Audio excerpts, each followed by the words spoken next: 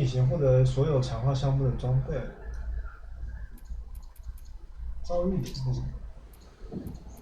哦，好，那这部影片的话就是肖伟姐确认。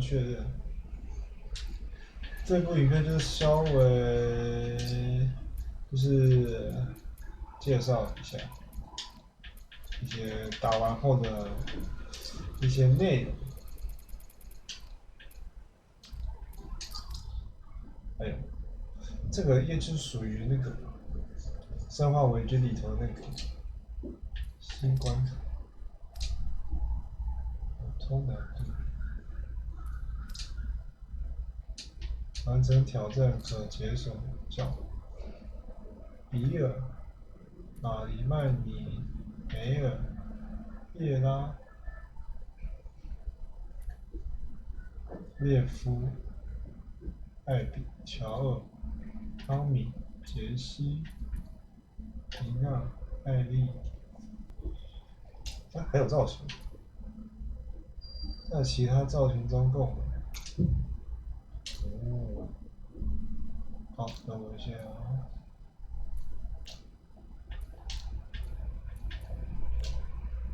这先等其他造型，就表示我可以穿其他的造型，然后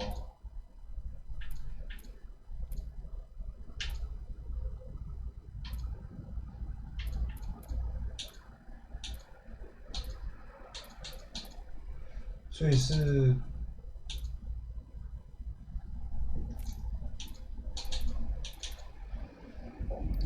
所以我玩剧情模式的时候就可以穿这个意思。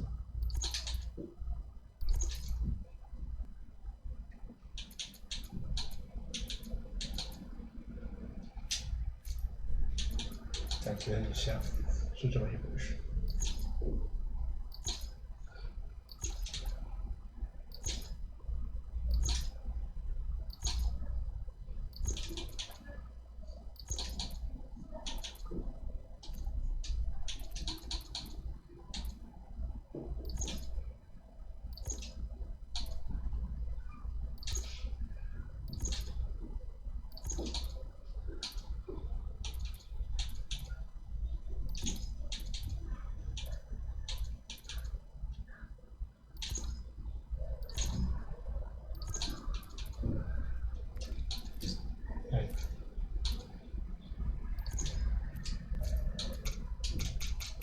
点数，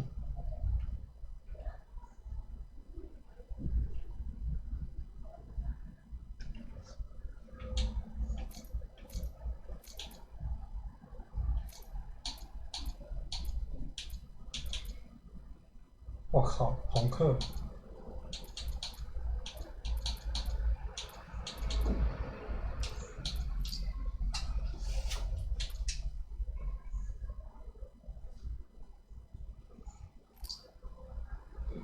造型。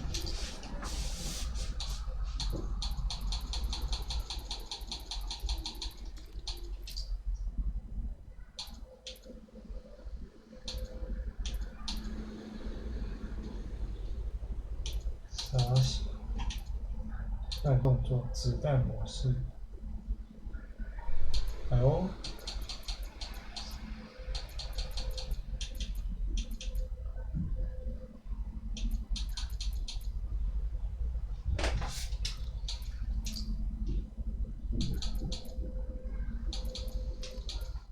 这个可以玩很久很久很久。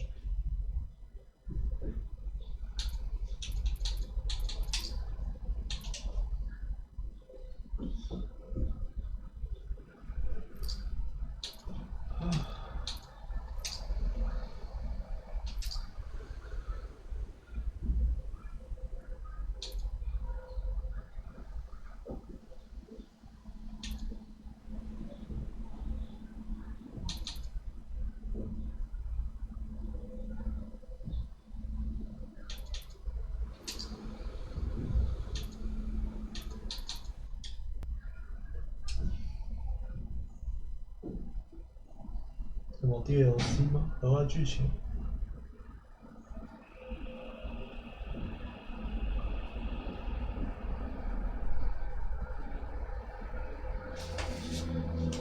You're about to play an unfinished level from The Last of Us Part 2.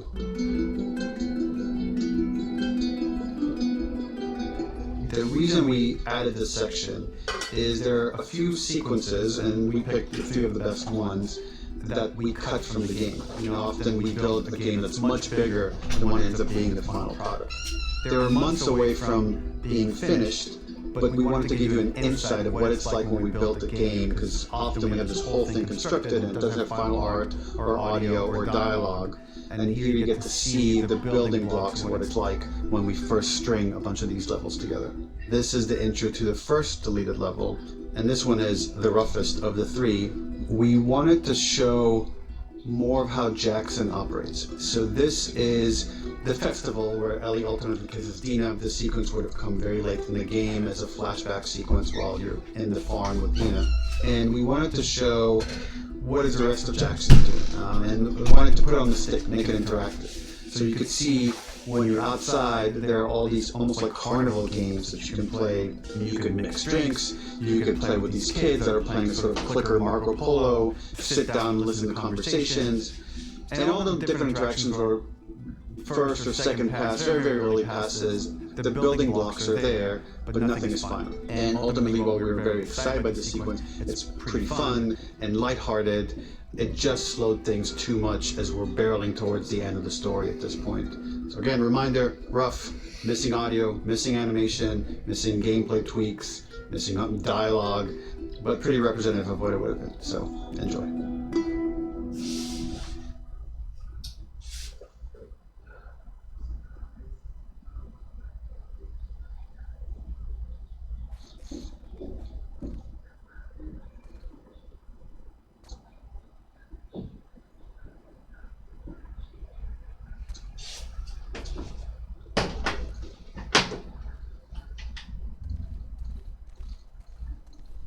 Originally, this level was going to transition us to farm. We would go all the way through to the dance, where Ellie and Dina share their first kiss. Then we would play through farm, and when something we really wanted to do was highlight the way their lives had turned upside down since she went down this path. We had this idea of recontextualizing all of our usual gameplay mechanics that were designed for really violent ends. The workbench, door bashes, throwable weapons, and even the infected, which is my personal favorite. Peppered throughout the level are moments of levity or shared history, all the while seeing how happy and mundane they all were before the huge revenge odyssey.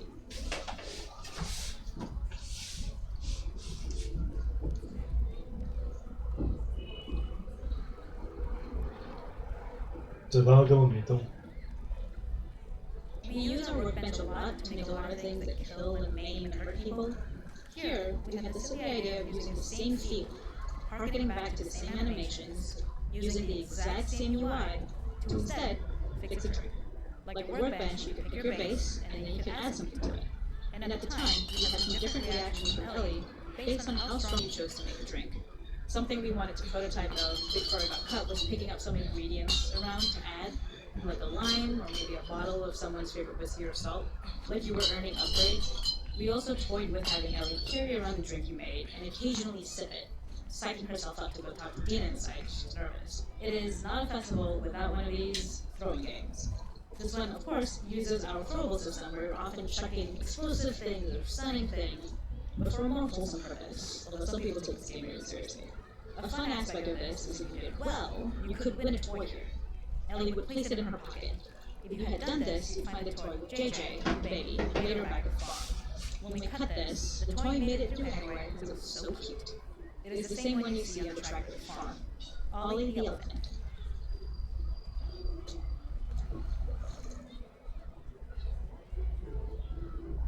The makeup artist is pretty simple. It's one of those little in-game scenes we peppered in to make it feel like Ellie had roots in the town. Hallie, our writer, mentioned that in her mind, an ex-girlfriend of Ellie's tattooed her arm to cover up her scar. So we figured this is one of my favorite sections because I think that it achieves both the slice of life aspect of Jackson, while also being a stark reminder of how dark the world that they live in really, really is. To attract attention and curiosity, one of the kids was supposed to make this adorable, messed up little clicker impression, and the others would giggle. We tried a version where if you got close enough, the kid might try to follow you a little before turning back.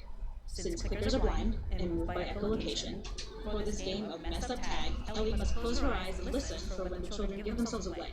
The thought was that these kids are in relative safety. They still grow up with the dangers of clickers and runners, and all those lessons would embed themselves in the games that they play. When the festival got cut, they tried to preserve this moment and move it to the front of the game where the snowball fight is, as it's touring. However, being in the headspace of a clicker doesn't really teach you how to deal with them. Eventually, it evolved, and they instead made the snowball fight, which was, I think, way more effective. For me, it's character illuminating that not only does Ellie know this game, she plays along. There's a familiarity with the kids that's really nice to see, especially because it's such a difference from the Ellie we see later, who has a sort of hollow normalcy that she's trying to get with JJ, but kind of fails. There's a hidden spot at the back that was just a bit of fun. It was highlighting Justin's normalcy with something we would find in a real world. In the back, you would find teenagers finding some alone time with each other in a dark corner of a party. It was rewarding the player for peeking into a hidden corner, but ultimately redirecting them back to the festival. We also had versions of them smoking weed here, despite Maria's consternation, probably having gotten it from Eugene.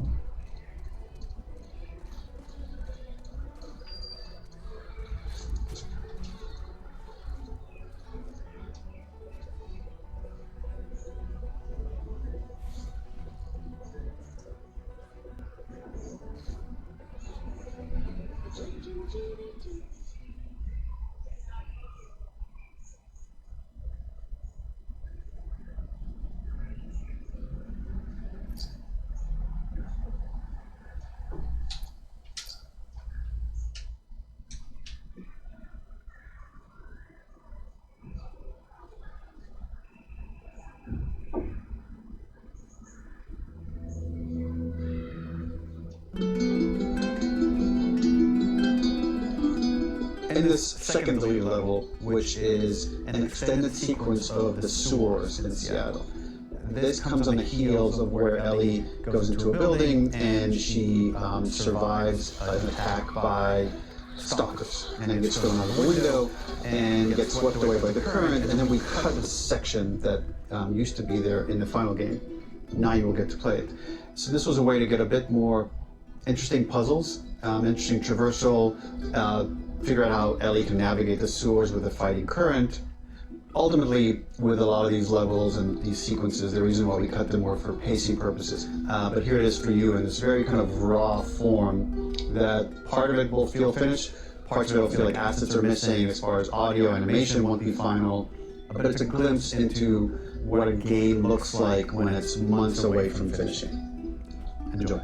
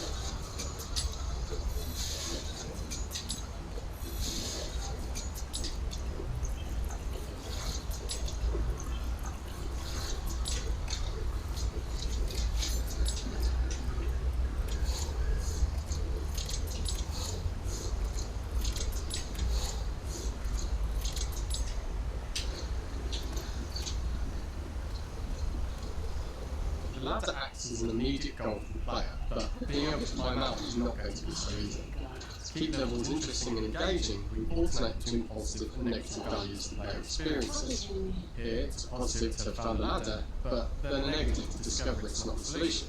But then another positive to identify the next short-term goal of the doorway.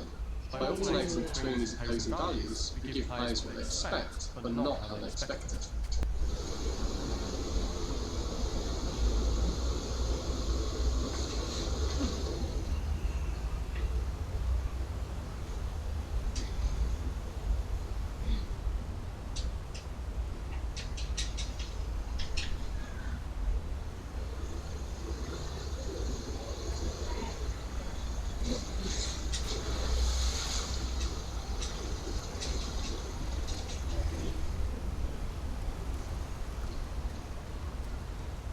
This level, internally known as Find Nora, was quite long in duration as we had to make Ellie traverse far distance to the opposite side of downtown Seattle. The sewer section was originally longer than what we released the game with, approximately 10 minutes more. This was one of the few areas of the game that used water flow as part of the traversal puzzle. The player has to go upstream to use the current to get to the platform to reach the other side. We mostly cut this mechanic game wide, however it remained in essence in the section swimming to the aquarium at Ellie, when you were avoiding the waves.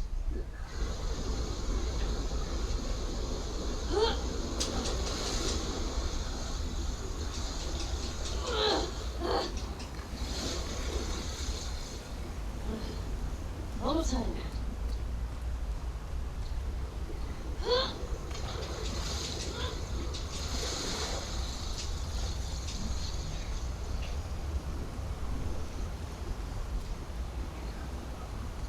When players reach the doorway and enter into the room, they are faced with a dead end. The real reason for this dead end room is that upon the reversal when exiting back out the doorway, players are faced with the route onwards. A pipe that they'd not been able to see when they were swept past it on the way in, or something that was hidden from view when on the side platforms. The intention here being that the only option is to go off the standard path in order to search for a way out. Get me the hell out of here. Throughout the rest of the level, we also used light to indicate to the player that they were heading in the right direction. At each turn, however, we blocked the direct route forwards. Players would know that they just had to keep finding alternative paths, promoting those feelings of being desperate and trapped. We slowly introduced the player to consider climbing into smaller pipes and crouching in these tight spaces. This is to slowly build up to and encourage the player to climb into such small pipes that they have to be crawling on his stomach, which is something that the player previously may not have recognised as a playable space, let alone the desired route they need to take. We added a tiny space just to reward the player's exploration with a pick-up item, and we made sure it was something that made sense to find in this area, the canister and all the garbage that had been washed into the sewers from the surface. We loved the idea of making Ellie prone through a tiny dirty pipe in order to get out, as it was a great opportunity to use our prone mechanic. A unique camera setup was created to support crawling in these pipes, as the standard prone camera is much higher above the player. We also created custom collision in order for Ellie to manoeuvre in these tight spaces easily. Initially, the oblong collision capsule around the character caused issues crawling around corners. We put extra effort into the custom corner collision so the movement experience is as smooth as the main game. In order for the player to feel cramped, claustrophobic and desperate, we've been enforcing the traversal mechanics that allow for a tight environment to promote these feelings. We introduced the use of the squeeze through so that we can keep the player feeling enclosed and tight, but without repeating the same geometry. Here we changed from low ceilings and wider walls to high ceilings and tight walls to change up the spatial pacing and keep the level from repeating itself.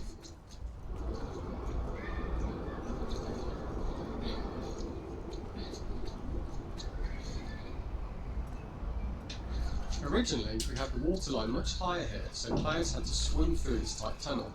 However, from watching user test feedback, it was occasionally causing people to discount the route entirely and turn back on themselves. So to avoid any risk of this happening in the farmer game, we present a lower water level so that the tunnel is easy to see and commit to using. Although this isn't as impactful without the prone swim, it's the better decision as it means a smooth experience for the player with no backtracking frustration. As we surface from the water and over the crest of the slope, we reveal what is further in this tunnel, a clicker that sprouted and fungus has grown on the sides of the pipe. It was great to see people who use the test of this area becoming increasingly worried as we force the player to squeeze past fungus and inches away from the clicker's face, all the time not being sure whether the clicker might be alive or attack them. Although we aren't as cruel as to force a clicker attack in such close proximity, we do have a payoff for this moment. This clicker momentarily turned into Joel to show Ellie's PTSD from what happened to Joel at the start of the game. Ultimately, we decided to save this moment for the farm level, as it was more impactful there because it could become the centrepiece of that experience. Whereas in the sewers, we weren't able to make it as much of a narrative point and give it the breathing room and reaction time that it deserves, given the tight space. Oh shit!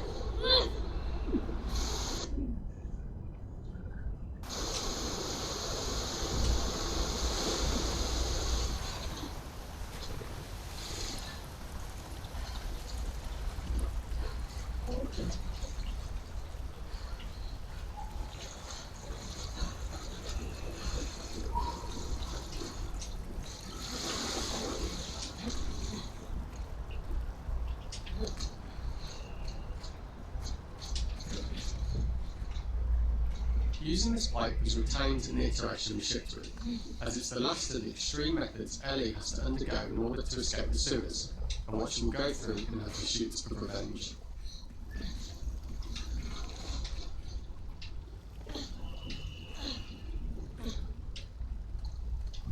The last ladder climb was quite lengthy, and although we could have trimmed it down to a shorter climb, we liked how this last segment of the journey built anticipation, so whether there was success at the top or not after all you've been through. Ultimately, the ladder exits out into the subway station, which is how it connects in the final game. Ellie then has to find her way to the hospital from here, crossing paths with the scars for the first time.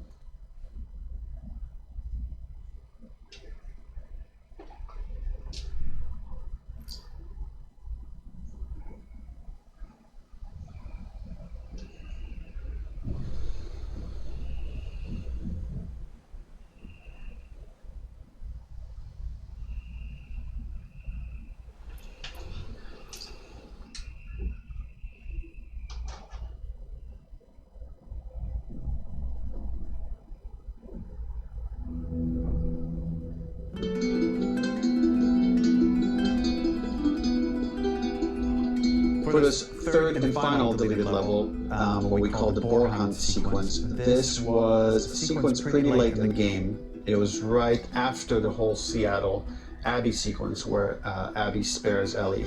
And then we wanted to come back into Ellie's story, but keep it a bit mysterious of how much time has passed, where is Ellie now. So we're coming in on Ellie and she's following a trail of blood. And we wanted to mirror in a way the deer hunt sequence from the first game, but this time do it with a boar. And there's something with Ellie that now she can't let go of this violence. She's pursuing it, even against this innocent animal. This was another opportunity to show how the violence that Ellie has experienced, the violence that she witnessed being inflicted onto Joel, is still sticking with her. She's still experiencing these PTSD moments. This was a sequence that was pretty far along and was cut pretty late in production. Parts of it are still really rough, but the gameplay, the building blocks were all there. I think you'll have fun to see, like, again, a rough, unfinished sequence that you can play. You can see all the way to the end, and including a cinematic that we end up cutting. And the remnants of the sequence ended up being mentioned in Ellie's journal. So this part of the story that we developed still made its way into the game as kind of optional stuff that you could read about, but here you get to experience it. So as a reminder, it's pretty rough, months away from being finished, but you get to see it now.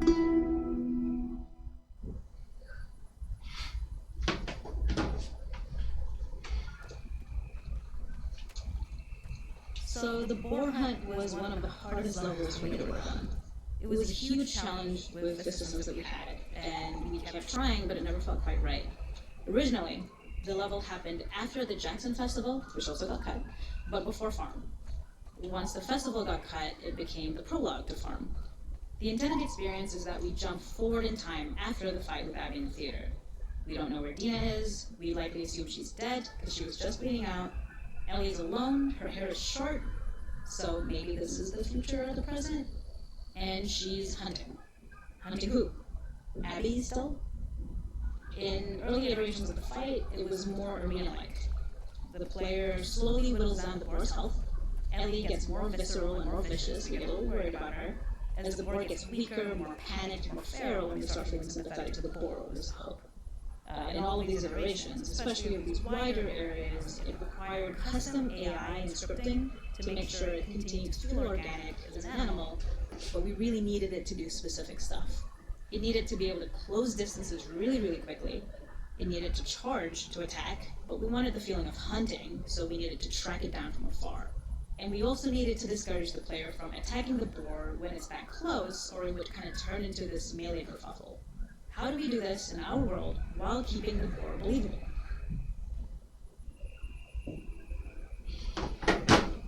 We must have gone through 5 or 6 iterations of the boar fight and all, and every single time it changed pretty drastically. We split it into clear phases, where one was like all long range. We tried another where you're getting close and you get to jump on it quite literally, you're jumping off of a rock to attack it. And then finally we tried a bunch where you almost sort of go around a bunch of trailers and try and wrestle it. We uncovered after some time that taking down a boar over several phases felt very laborious, a little dramatic. It was comically long, it felt too boss-like, a little too gamey. We decided to cut the first 2 phases, and we opted for a cold open after the boar had already been hurt off screen.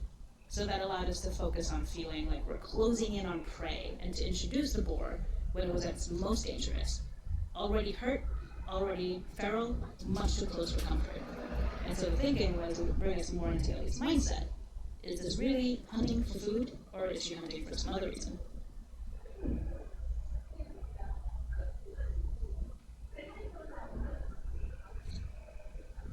The gas station was built to highlight the boar's destructiveness.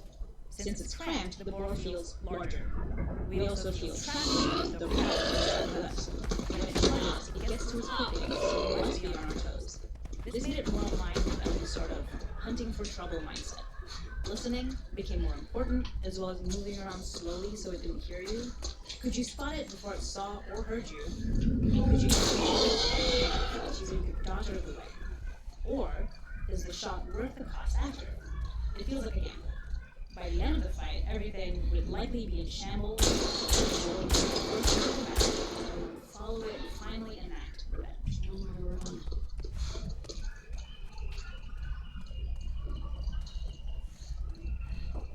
The boar tail was supposed to be anything but the boar race, with the boar whimpering at the back of the gas.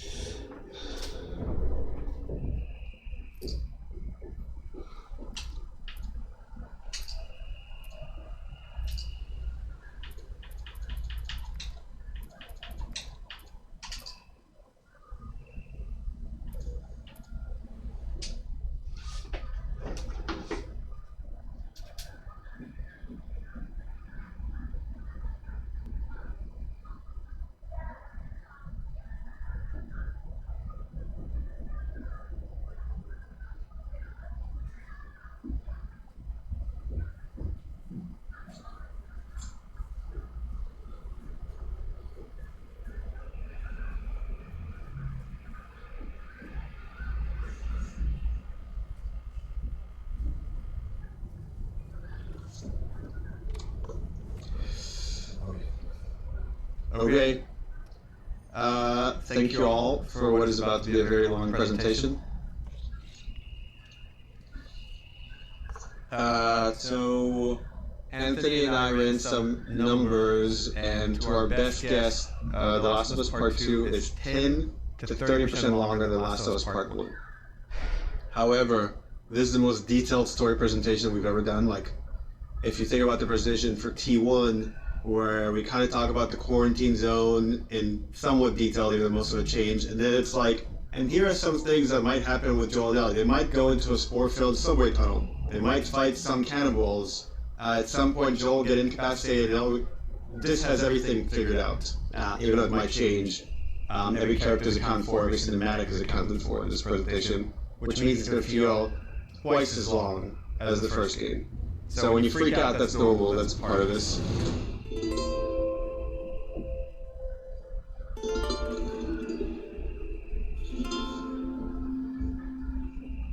Oh, this is about an hour and a half to 2 hours, so hopefully you got your pee break. Okay, so we open on 15-year-old Ellie. This is a few weeks after the events of the first game.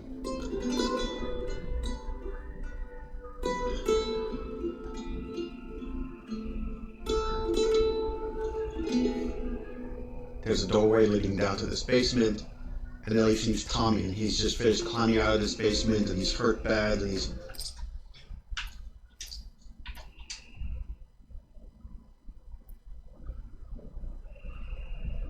不是在玩游戏，不是在了解你们。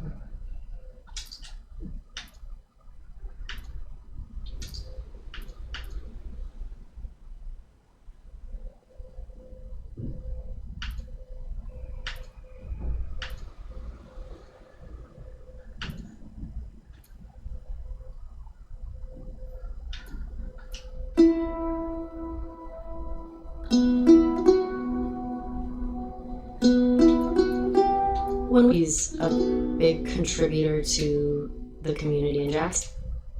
This game fails. It doesn't... If you've been avoiding all spoilers, stop now. Otherwise, come with us as we discuss Abby, performed beautifully by the incredible Laura Bailey. So yeah, there are going to be spoilers, so if you haven't finished the game yet, listen at your own risk.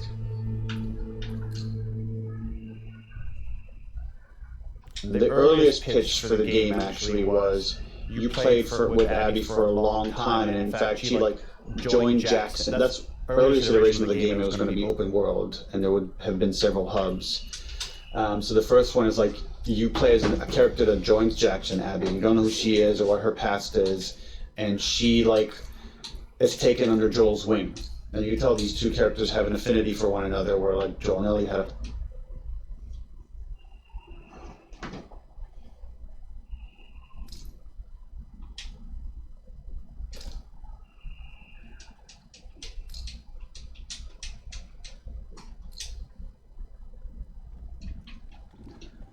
Let's see.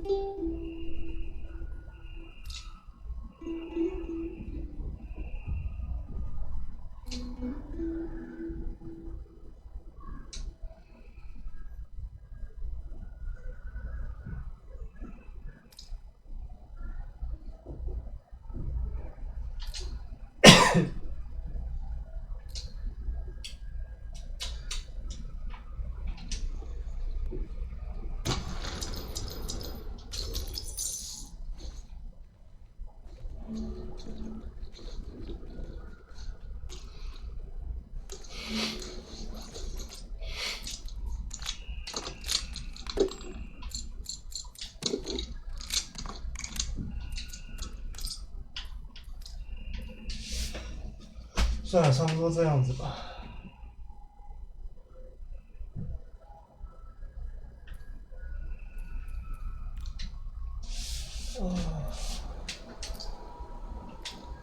这个游戏我也会留着，虽然100多 G， 对，还不错玩。剧情不要看就好。好，那我们下部影片见，拜拜。